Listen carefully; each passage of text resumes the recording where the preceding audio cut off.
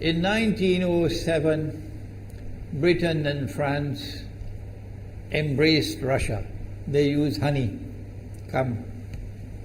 in a triple alliance, Britain, France and Russia.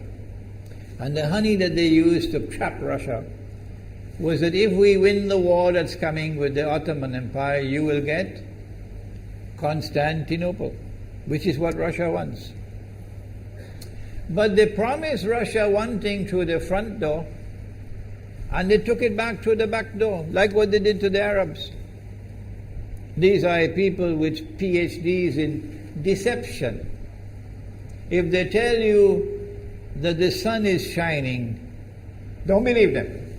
Go outside and look up in the sky, see whether the sun is shining. When the Russian army had fought in the First World War and had suffered the most losses, the brunt of the kill were Russians, and they were now winning the war, and the Ottoman Empire was collapsing, and the Russian army is only an arm's length away from Constantinople. They don't want Russia to get Constantinople. No. So what did they do? Russian Jews organized and executed the Bolshevik Revolution, which overthrew the Russian monarchy. They killed the Tsar and the whole family, overthrew the government, and took Russia out of the war. So the Russian army had to stop in its tracks and could not go to Constantinople. In other words, the Russian Jews stabbed Russia in the back.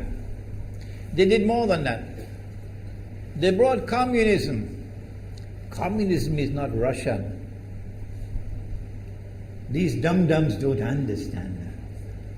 Communism was created to destroy Russia. Why don't these dum-dums understand it? Communism is not Russian. Communism was created to destroy Russia, to destroy the Russian Orthodox Church.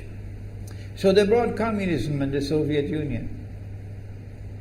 And for the next 60, 70 years, this Zionist-created entity called the Soviet Union waged war on religion, waged war on the Russian Orthodox Church, killed the priests, closed down the monasteries and churches and so on.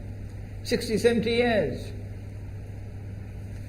And then, when the appropriate time came and Israel came into being, it is this same Soviet Union which opened the doors for millions of Russian Jews to now migrate to Israel.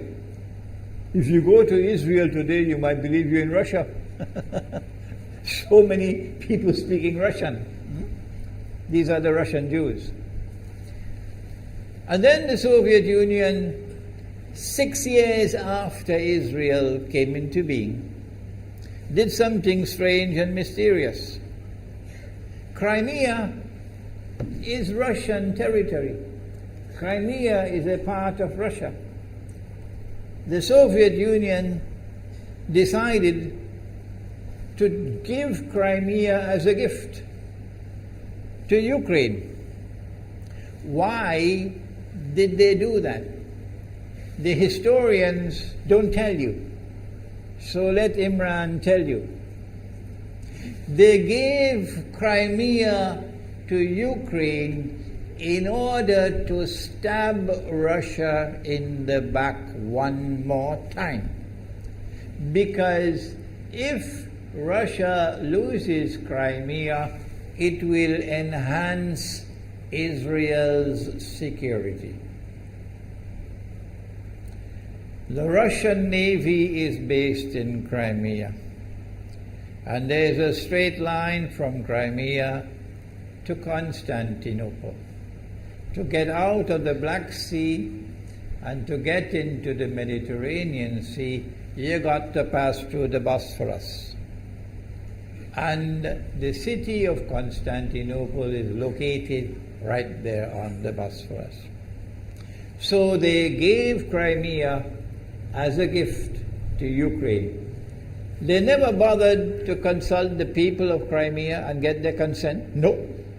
They never bothered to seek the permission of the Russian people. No. But Washington doesn't want to hear that. The foolish man who now sits in the White House of the United States, the foolish man who would like to pretend that he's a man of wisdom, he doesn't want to hear. But what are the rights of the Russian people? Were they not violated? Do they not have the right to correct Iran and recover the territory which was unjustly taken away from them on Israel's behalf? Obama doesn't want to hear that. It's inconvenient for them. But in this masjid, we will expose whether it's convenient to you or not. They did more than that. Not only did they give Crimea to Ukraine, but earlier on they gave eastern Ukraine. Eastern, part of it is now eastern Ukraine was Russian. It was Russian. And the Soviet Union gave it as a gift to Ukraine. Why is it being given to Ukraine? Answer is that when the proper moment comes, the same people who brought the Soviet Union into being now have a method by which they can cause it to collapse. The method that they're using now in Venezuela, popular demonstrations, they did it in Egypt, they did it in Tunisia. They are masters of that. They did it with the Soviet Union. I used to think that the Soviet Union collapsed because of Allah's kindness. But I was wrong. No, it was the Zionists who brought down the Soviet Union because they didn't need it anymore. Like tomorrow they wouldn't need you anymore, Saudi Arabia. And they wouldn't need you anymore, Islamabad. When will you understand that? They'll just throw you to the dogs. You served them long enough. So they brought down the Soviet Union. Why? So that Ukraine might emerge as an independent state. That's danger for Russia. They prepared the way. And now Ukraine emerges as an independent state. So the rope is around Russia's neck now. And from that day, when the Soviet Union collapsed, until yesterday, the relationship between Russia and Ukraine was always problematic. But the people of Ukraine still had the good sense and wisdom to appoint a government that was pro-Russian.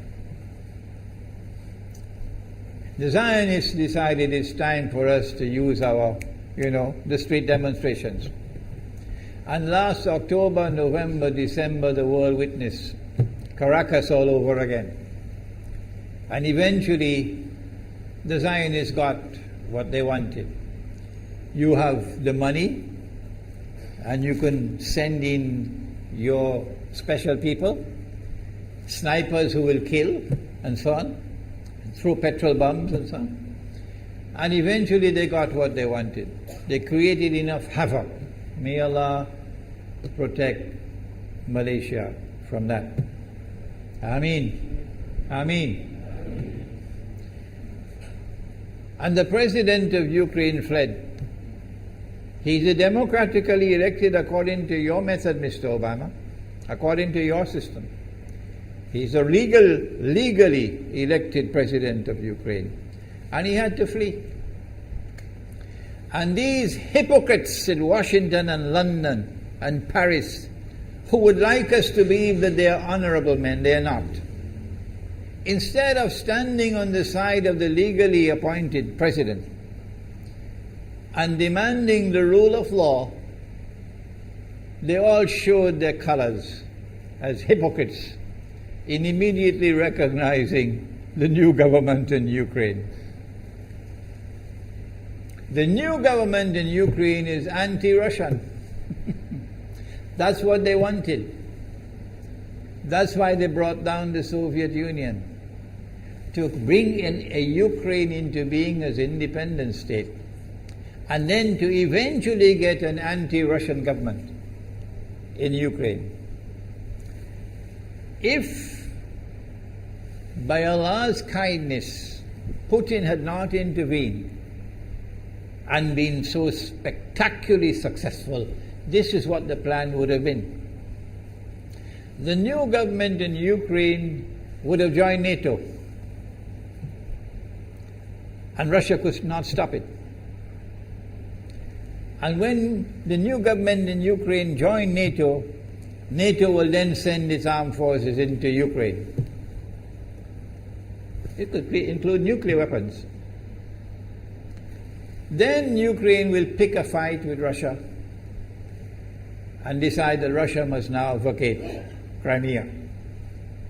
Shut down your naval base. The rope is now tightened around your neck.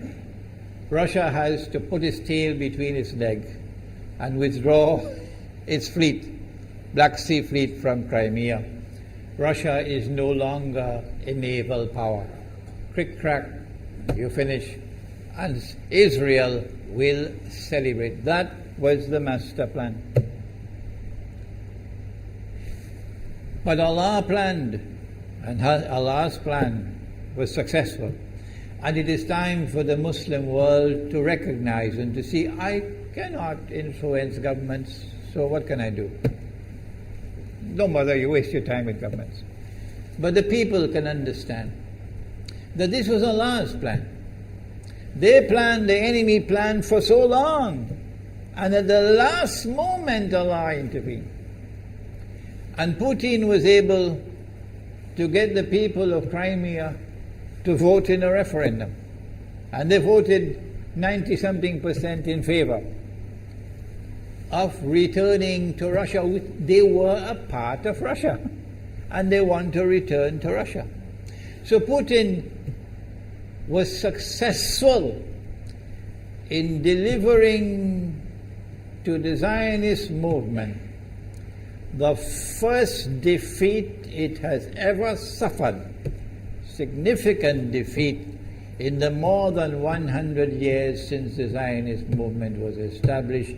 If that is not a sign from Allah, it's time for you to wake up. Putin is now succeeding in eastern Ukraine as well, because they're barking like dogs in Washington and London and Paris. Barking. It is Russia which is doing it. It is Russia which is doing it in eastern Ukraine. Oh, but when the Ukrainian government send the Ukrainian armed forces into eastern Ukraine, they don't want to fight. They say, we will not fight our own people. They refuse to fight.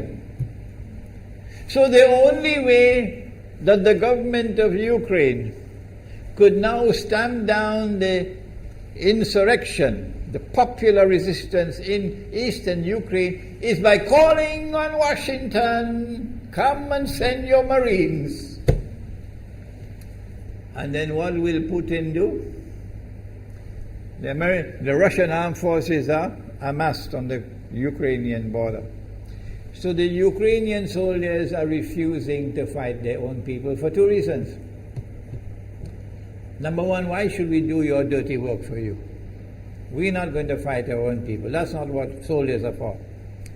And number two, if we make the mistake of using guns on these Russian-speaking Ukrainians, what will the Russian army do to us tomorrow? And they have already said, Putin has already said, we are going to intervene to defend our people. He's already said it plainly. The writing is on the wall. Putin has won a victory in Crimea. Whether governments like it or not, whether governments vote this way or that way, is now irrelevant, because we all know that they have to vote where the butter is. Putin is on his road to a second victory in Ukraine. And they can't take defeat after defeat. So the writing is on the wall. Exactly as Nabi Muhammad alayhi salatu wasalam has said, that we are now moving towards the Malhama. How long will it take? I don't know, and you don't know. But the Malhama is coming.